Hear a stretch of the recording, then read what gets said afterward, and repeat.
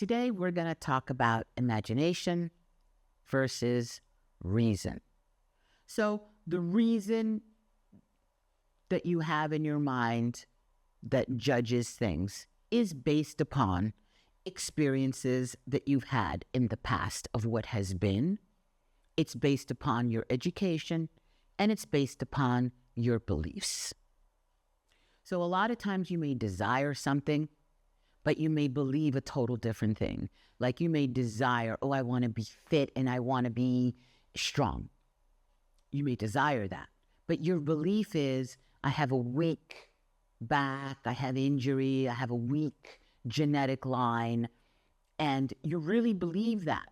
So when you have a desire and then you have a belief, your belief is always going to win over the desire. The trick is to make your desire your belief. So whatever you are constantly assuming is going to determine the outcome of the things around you.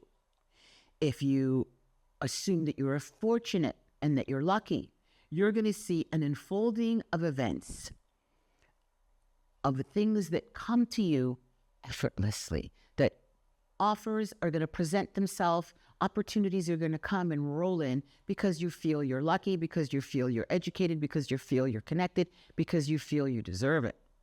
And things roll into you. By the same token, if you feel that you're unfortunate, that you're unlucky, that, oh, I always have to work and struggle for everything, everyone else gets everything easily, I have to do everything, it's so hard, then you are going to bring a series of events that are struggle and effortful and struggleful. Is there such a word as struggleful? Let's create it now, right? So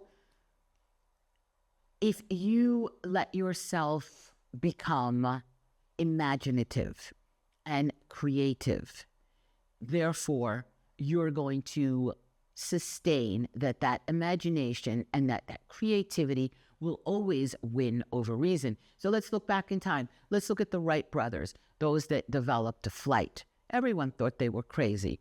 Reason said, you cannot fly, we don't have wings, gravity is pulling. Do we not fly around in jets?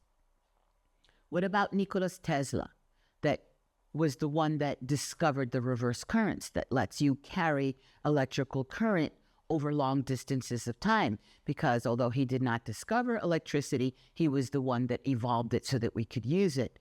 Edison was his friend. Nobody believed him, but yet here you are, right, using current that's traveling thousands of miles. What about somebody like Lamborghini? Lamborghini was in, I think, his 40s.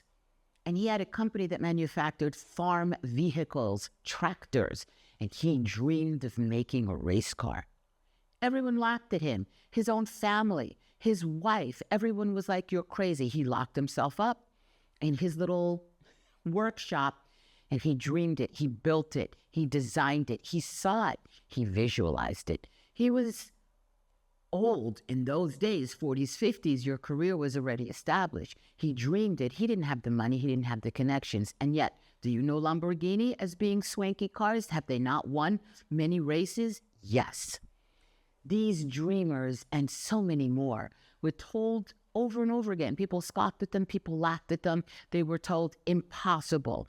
It does not exist. Galileo died believing pura si muove, no? Because the world thought that everything revolved around the earth. He was killed for that belief when he discovered and he proved, he believed, that we were all around the sun. And so dreamers and people with vivid imaginations have made realities out of impossibilities. And it's always the same. Tesla said when he first bought the first reverse current into the shop for Edison to use, Edison goes, we should test it. And Tesla says, I've already done it in my mind. I've worked out every problem. I've seen it work, and I know it will work. And that's how it was. He brought in the prototype, he set it up, and it worked on the first go. And so my goal is to give you the key in your hand that you have and teach you to use it. And that is to dream, to feel and start at the end Don't worry about all the details on how I'm going to get there.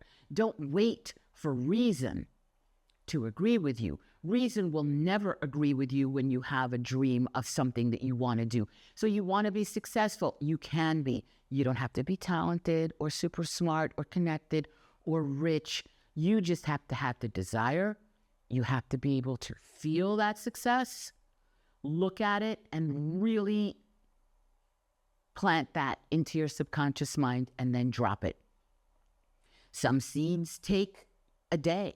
A chicken is 21 days. An elephant takes what? Is it 18 months? A horse? A baby takes 9 months. Each seed has its time to develop, and it will develop.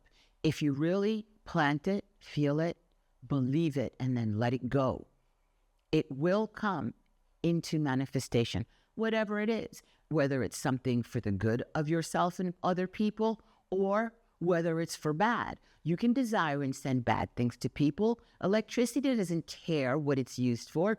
Electricity will work when you flick on the switch, whether it's to electrocute somebody or to dry your hair. Electricity doesn't care.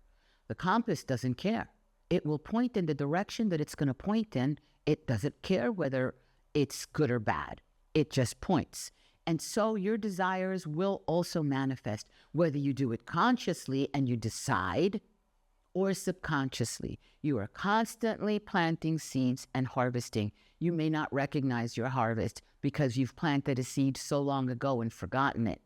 But remember, your mirror is your surroundings. So plant seeds, drop them, let them go, and the harvest will be yours. This is Pilates Master Nikki, and I will see you in class.